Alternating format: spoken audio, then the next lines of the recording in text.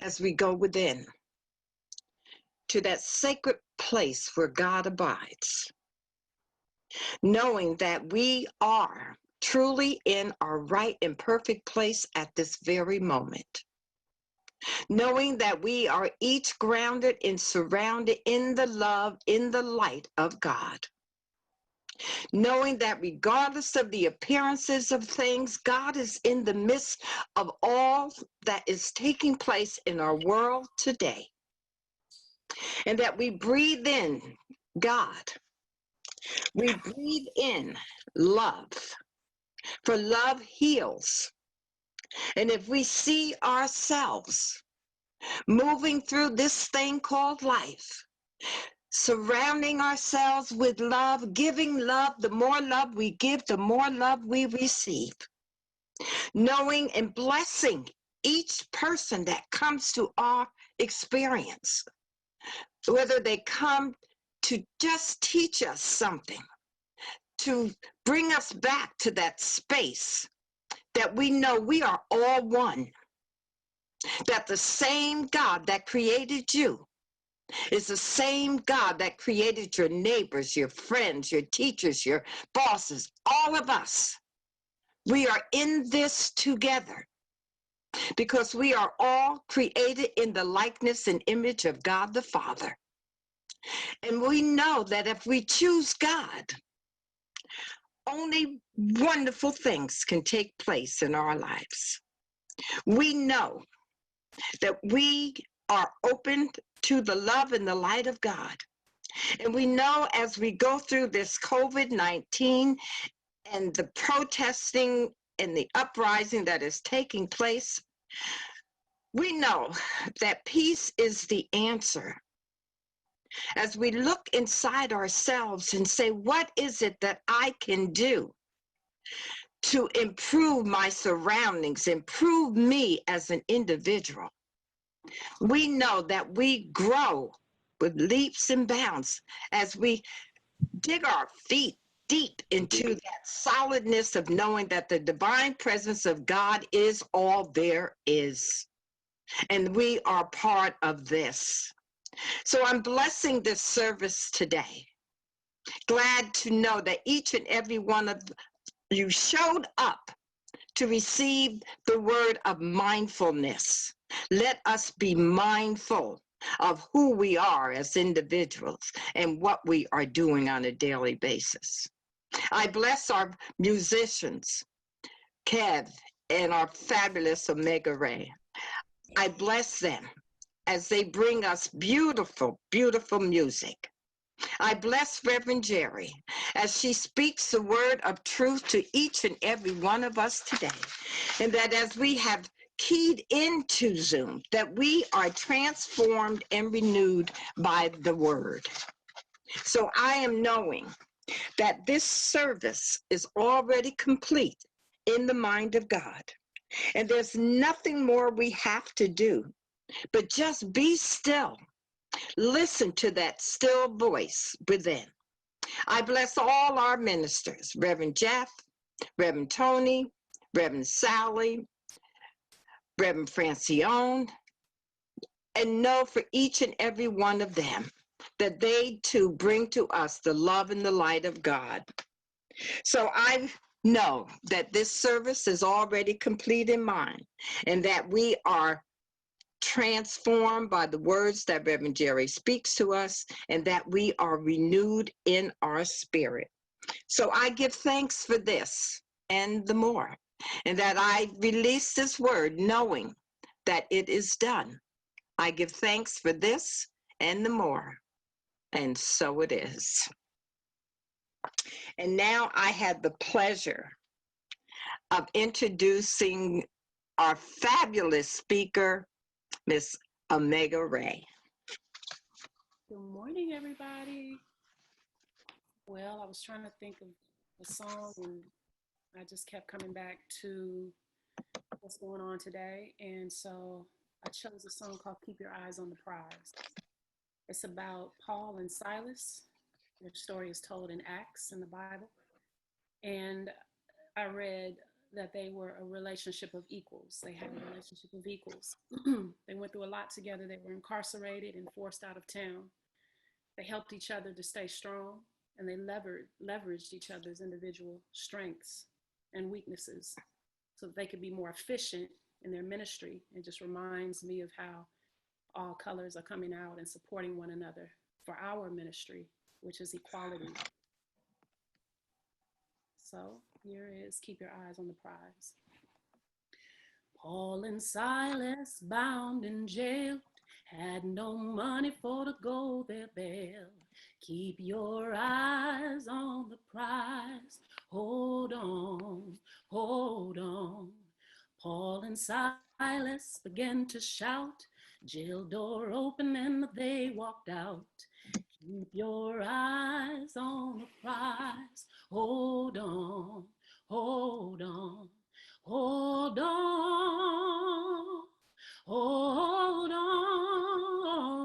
Keep your eyes on the prize. Hold on, hold on. Got my hand on the gospel plow. Wouldn't take nothing for my journey now.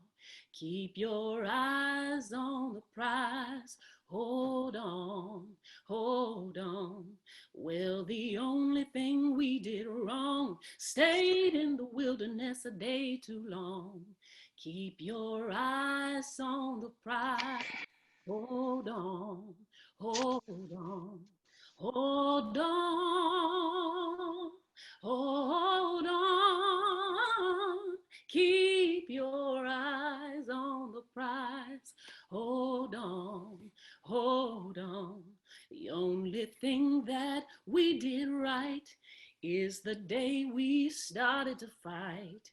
Keep your eyes on the prize. Hold on, hold on, hold on, hold on. Keep your eyes on the prize. Hold on, hold on. We met jail and violence too, but God's love will see us through. Keep your eyes on the prize. Hold on, hold on. Take a breath and let it go. For the tale is yet untold. Keep your eyes on the prize. Hold on, hold on, hold on, hold on. Keep your eyes on the prize. Hold on, hold on. Keep your eyes on the prize. Hold on. Thank you. And now we'll have Reverend Geri Carter.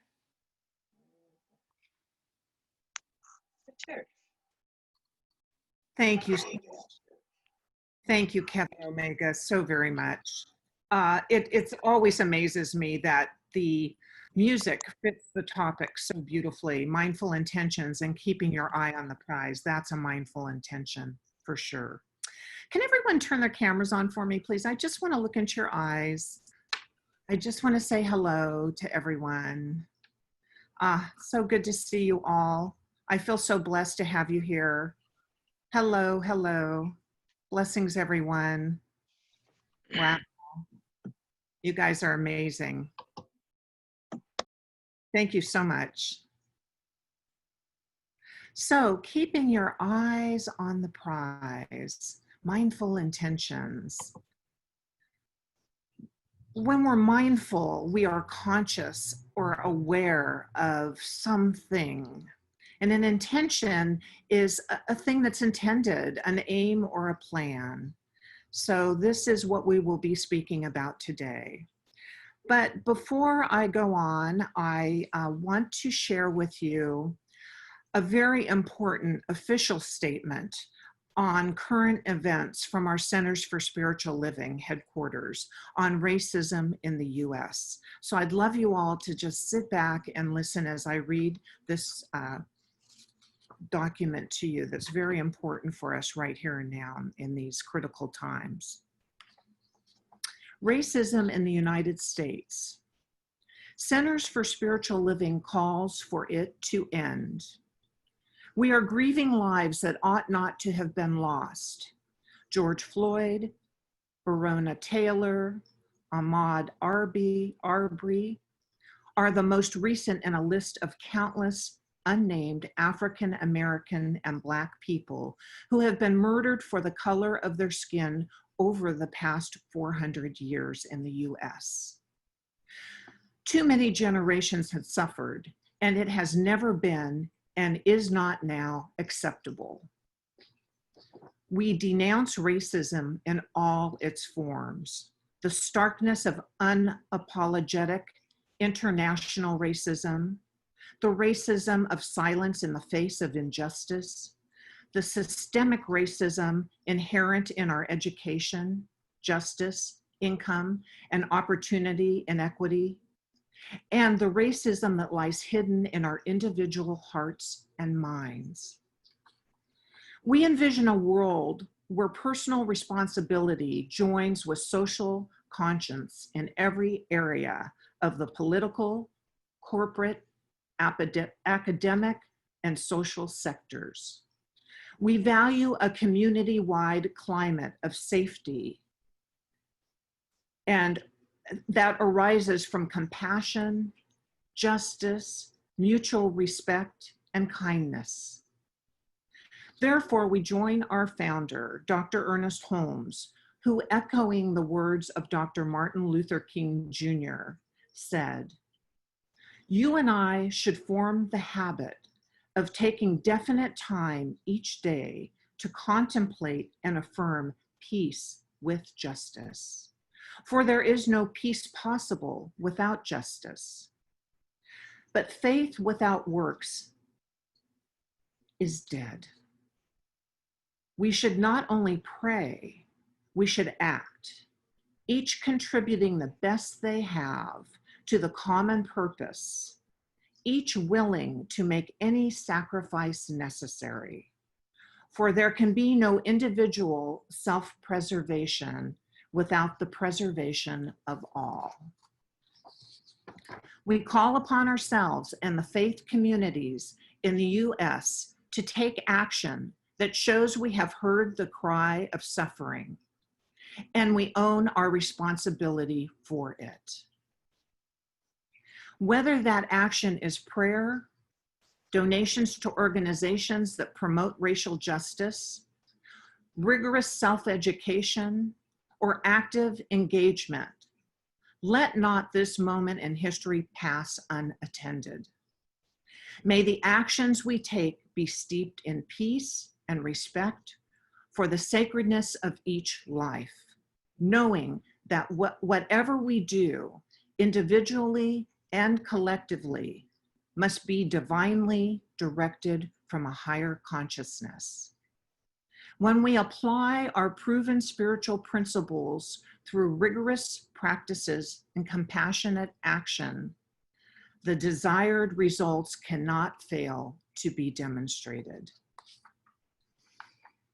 So let's just breathe that in for a moment.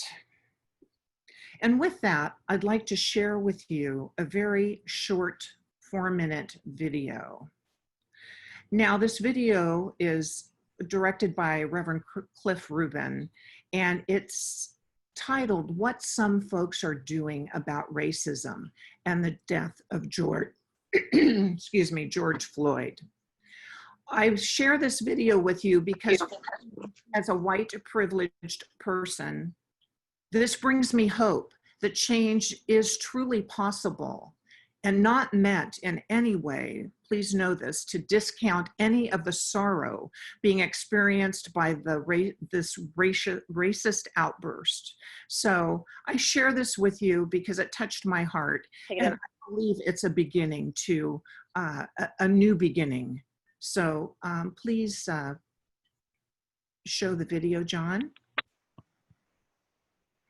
I want every white person in this room who would be happy to be treated as this society in general treats our citizens, our black citizens. If you, as a white person, would be happy to receive the same treatment that our black citizens do in this society, please stand. You didn't understand the directions. If you white folks want to be treated the way blacks are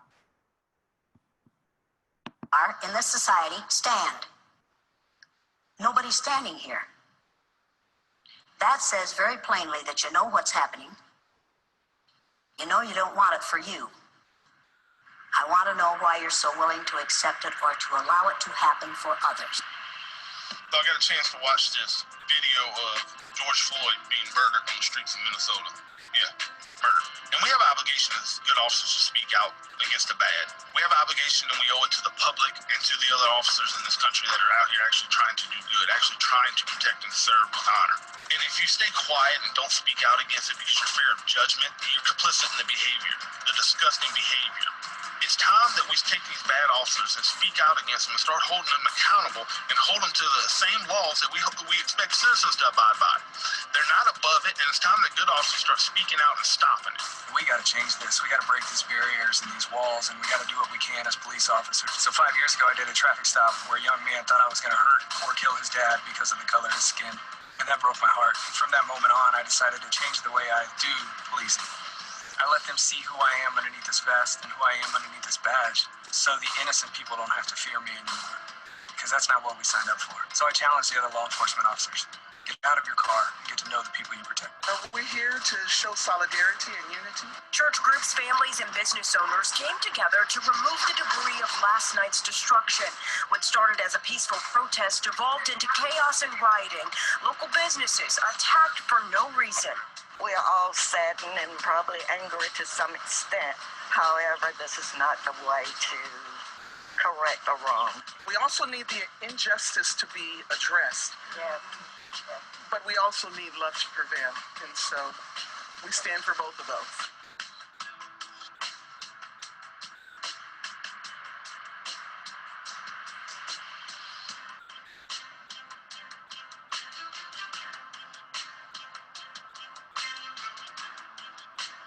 You guys won't believe this video. So a CHP officer gets called to the DMV office based on a disturbance report. When he gets there, he realizes the only confusion is this woman is deaf and she's having trouble ordering her ID. He speaks ASL. So at this point, he's able to facilitate the transaction. He collects the money, starts working with her, and realizes that she came up short on the money. So at this point, he pulls out his own wallet. Look at this, you guys. And he gives his own money to help the deaf woman complete her transaction ordering a California ID.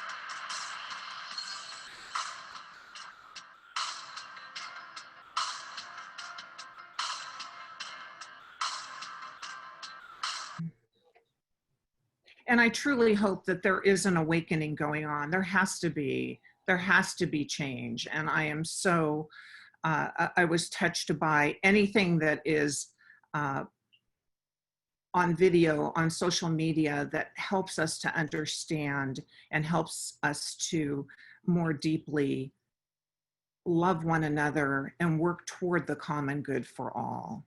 So I leave you with that, again, not to discount any of the experiences thus far, but just in hopes that we are making a change and that we will be a change, the change that we truly wish to see right here and right now, that there are no further delays, that it is happening right here and now.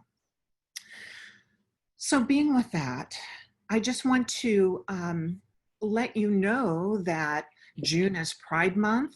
So I'm honoring all of our LGBTQ individuals, and I'm honoring this month of peace and harmony and collaboration as well. I know that good things are happening in the world. They have to be after all the pain and sorrow that we have been experiencing over the last several months and the last few weeks particularly. So for me, this is where mindful intention comes in. You can see in the video the deep intention setting that has outpictured and the realization that we can unify in peace, harmony, and love. This is our work. This is not the work for just some people. This is the work for all people. It's up to us to make a difference and be that change we wish to experience. And now is the time. As our practitioner Chantal Roffling shared in a recent post, which I'd like to share this quote with you.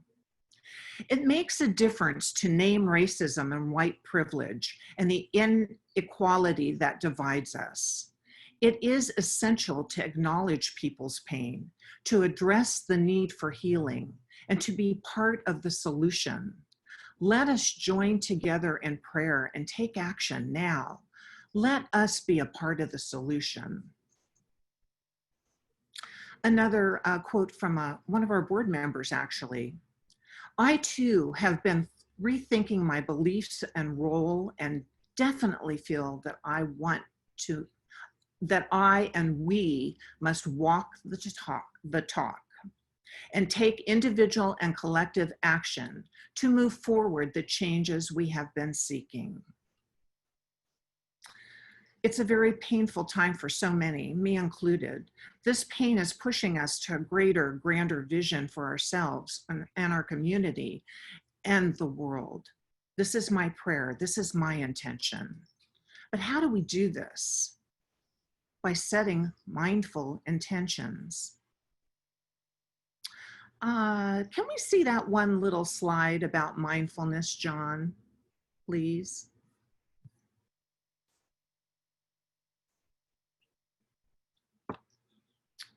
So I love this because we either have our mind full or we are mindful. Being mindful takes some quiet contemplation and work. Cluttering our mind is easy to do in this environment that we're in, this fast pace of life. But to learn to be present and enjoy the moment is what is critical and important for us to find peace and solace, and to really truly be able to envision a world that works so well for all of us. So, you know, have you ever heard, who do you think you are? Have you ever heard that? Who do you think you are? Perhaps as a child, even as an adult, perhaps. But do you know who you think you are is the question. Be with that for just a few moments. Let's know this. Conditioning takes place when we are young. It takes place because of our schools, our church life, our family life, our siblings. And we spend our lifetime trying to break old conditioning that no longer serves us. Especially during these times of unrest, we must be more mindful and set good intentions for ourselves and for others. Your life is a reflection of your belief about yourself.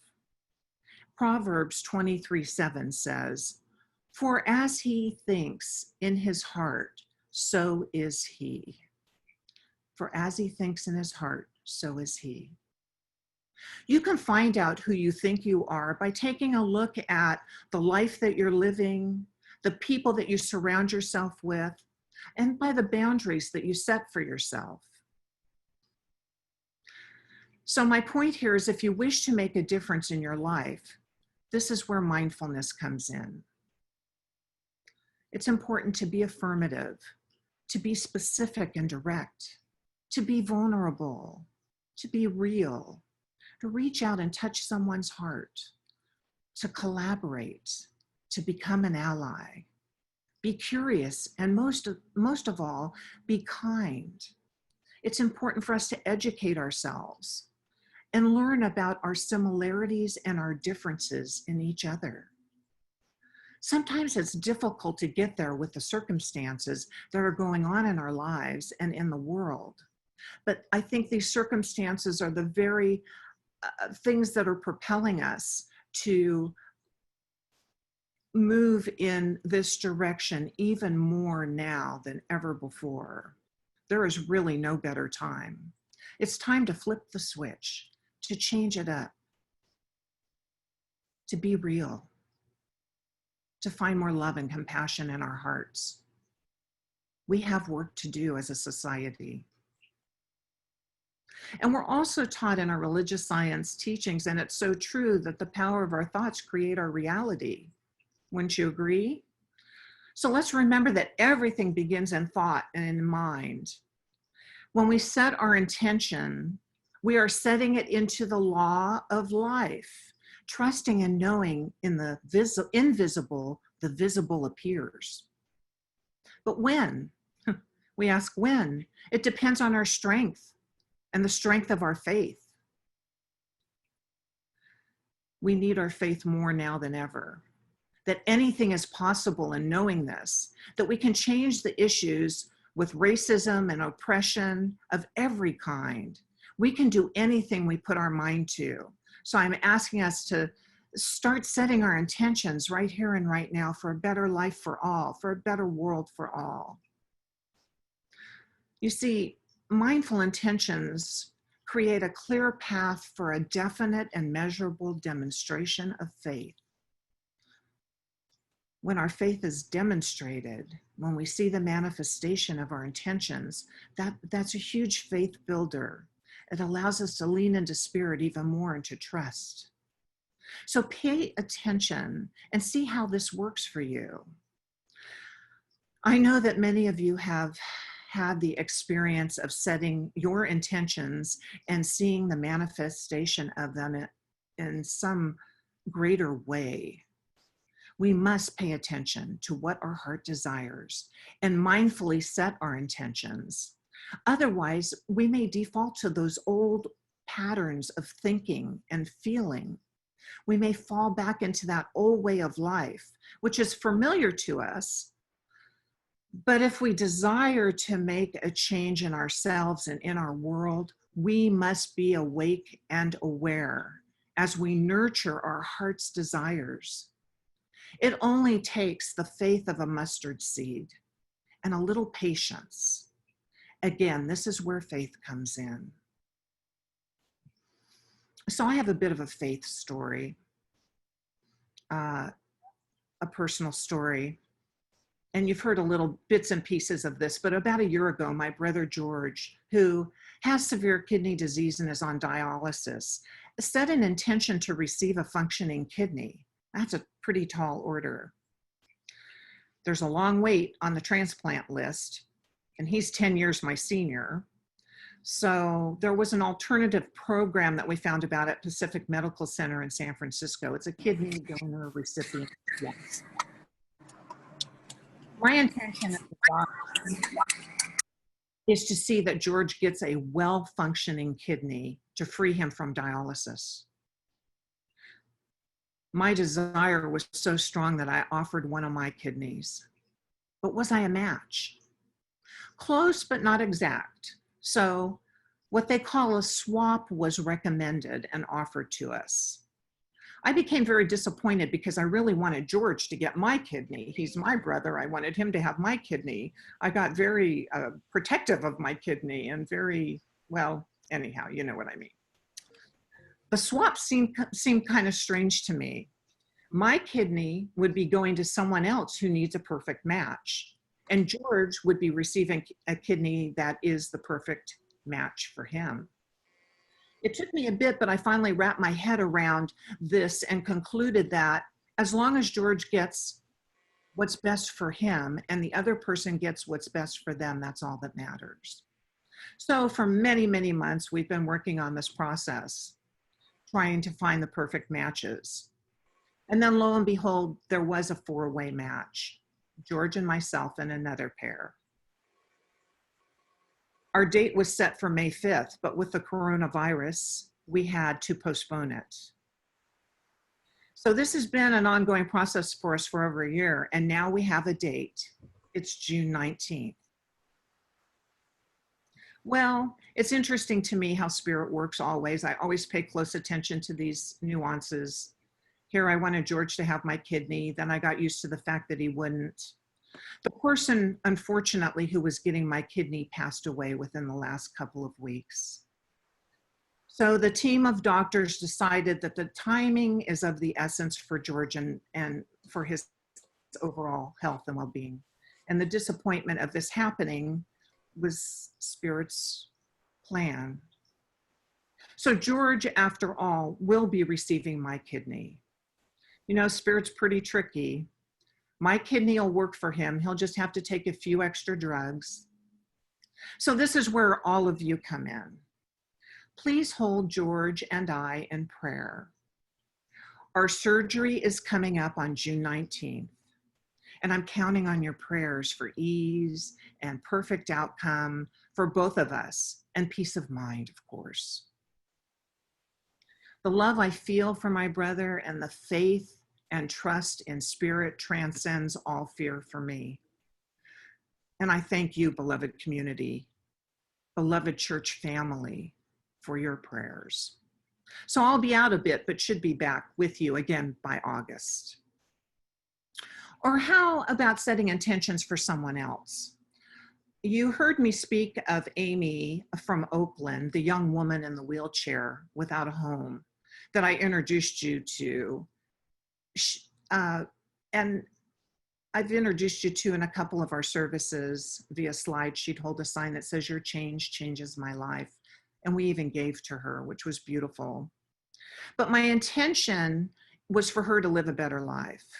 My intention was to find her a trailer that she could live in rather than a tent on the street. Long story short, I was searching, but not coming up with the right arrangement for Amy, the right fit. However, some beautiful angels donated a small motorhome to Amy. Not only that, room was made for her in the lot that was developed on High Street. Actually, that lot was full, but they were able to get her in. So she's no longer on the corner holding the sign. I miss seeing her smiling face and her wave, but I'm grateful that she is safe and comfortable. So intentions set from the heart are always made manifest in one way or another. We can trust Spirit. We can count on that. So think about this. The power of our thoughts become our reality. It's not just the spoken word that has power. Think of every thought as a prayer. Now, well, you know, you can cancel those thoughts that don't feel so prayerful to you. We all have them at one time or another, but think of every thought as a prayer. Ernest Holmes said in Living the Science of Mind, "We demonstrate from the tendency of our thoughts. Mindful attention to our thoughts and underlying intentions help to clarify the tendency of our thought to demonstrate the good that we choose." Holmes goes on to say, man's thought is creative because his thought is God power flowing through his individualized will and imagination. So when the most what do you think the most powerful instrument in the universe is? What do you think it is? Your mind. And you have a divine gift, the gift of imagination and intention. You get to write your own story. You can become the master of your own experience by creating mindful intentions and daily training your mind to create a life of your choosing. essay poet and philosopher Henry David Thoreau said, "Live the life you have imagined. Live the life you have imagined." So how do we do this? It's easy. We do it through spiritual practice, classes, being with our like-minded individuals, being in support groups and practicing in workshops and gatherings, such as this. We have many opportunities to embrace our gift of imagination. How about vision boards? They're a great way to set our imagination into motion and set our intent and to set our intentions as well. That is what the vision boarding is all about. And our beloved Deborah Jackson has led many vision board activities here at Oakland Center. We can show the example of the vision board. I'm sure many of you have created them. I take special pride in mine. I look at my board every day and begin to pay attention to what is coming up for me. If you have never experienced vision boarding, it's a perfect opportunity to get in touch with your imagination and to explore this type of intention setting in a creative and sacred way. I had an aha moment when I woke up early this morning thinking about vision boarding. And Deborah, if you're out there, maybe you could think about this. My vision was to take these current times of what we're experiencing with racism and social justice and just diversity in every way, and creating an enormous vision board at our center that we can all participate in. That was my vision. Thank you, John, for the slide. So let me ask you a question. What are you using your mind for? What are you using your mind for? Ernest Holmes, in Living the Science of Mind, says, "The power that creates exists before we use it. However, it can give us only that which we mentally take. And often our unbelief becomes our acceptance, our fear a misplaced faith." So basically what Dr. Holmes is saying here is that the power that creates is already here. It's already with us. It's already surrounding us. It's always with us. It will give us all that we can accept. However, oftentimes our feelings of lack and limitation negate that which we truly desire. Instead, we accept that we are undeserving, that we are not worthy, and guess what? This equates to fear. Some might argue that faith and fear are entirely different attitudes. Really, fear is nothing more than misplaced faith. Faith in a power that is opposed to good. This is what Ernest says, faith in a power that is opposed to good. So let's remember this, and we've all heard it as our prayer. There is only one mind. That mind is God's mind. That mind is perfect. And that mind is my mind now. And you can say that with me. There is only one mind. That mind is God's mind. That mind is perfect. That mind is my mind now. We all are limitless potentiality, and the power of our intentions are boundless. So with that being said, I ask, what life do you want to create with the superpower that you have within you? What change do you want to create within yourself or within your beautiful spiritual community or within the world? So in closing, I'd like to share a quote on faith from our former spiritual leader, Dr. Ken Gordon. "The time it takes for treatment to demonstrate is the measurement of your disbelief. The time it takes for treatment to demonstrate is the measurement of your disbelief. You already have all the faith you will ever need. Where you place that faith is what you demonstrate." This is a tall order, but it is entirely up to us. And as religious scientists, we have spiritual tools for personal and global transformation. We use these tools, such as spiritual mind treatment, to train our minds and to actualize and activate the power that is already within us. Wayne Dyer said in The Power of Intention, "You get what you intend to create by being in harmony with the power of intention, which is responsible for all creation."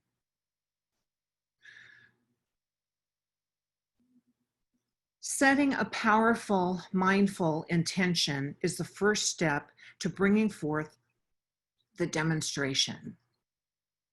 It is how thoughts become things. So I ask, what intentions will you be setting this week? So let us pray.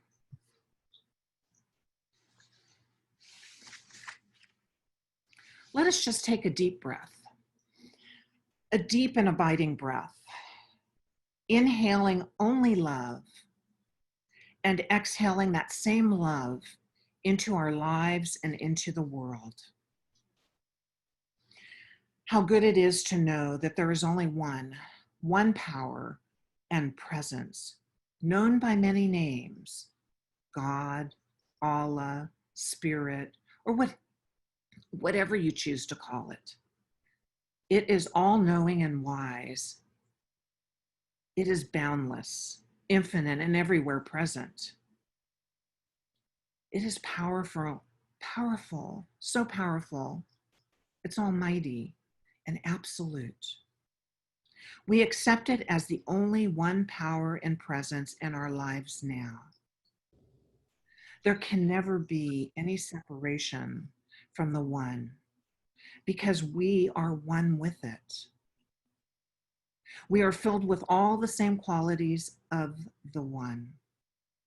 The qualities of peace, of love, of harmony, of wholeness, joy, goodness, unity, compassion, and so very much more. No matter what is out picturing in the world today, we hold this as our truth. All we need is love. So in this knowing, I affirm now that there is nothing greater happening in our world affairs that outpictures that there is everything, not nothing, that there is something greater happening here that outpictures as balance and order, as all peoples of the world unite in oneness, join together in peace and harmony, and love and cherish one another as brothers and sisters of the world, regardless of race, color, creed, gender, age, and the list goes on and on. Equality is our charge, and remember, we shall overcome. We hold this month's nonprofit partner in prayer, Nectandra Institute, through education, research, and outreach, promoting conservation of cloud forests and watershed ecosystems in northern Costa Rica.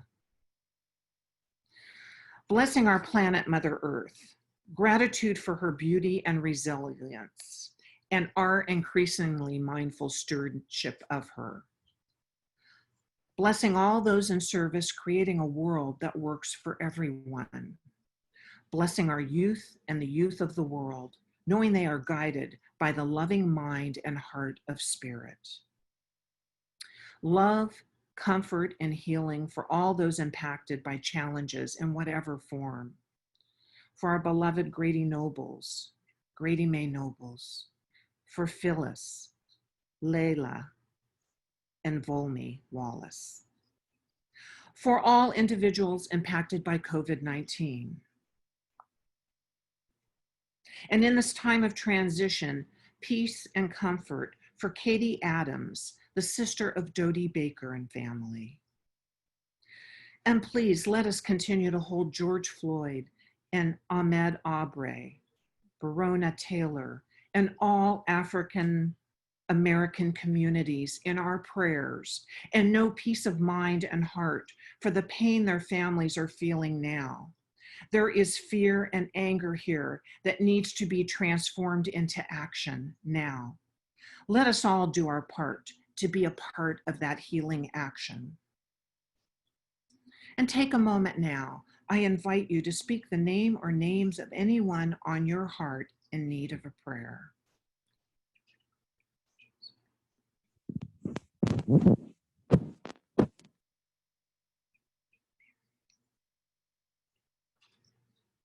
And so, as the names continue to be spoken, I am grateful to speak these words of truth, for I know that God is everywhere present, making peace possible right here and right now.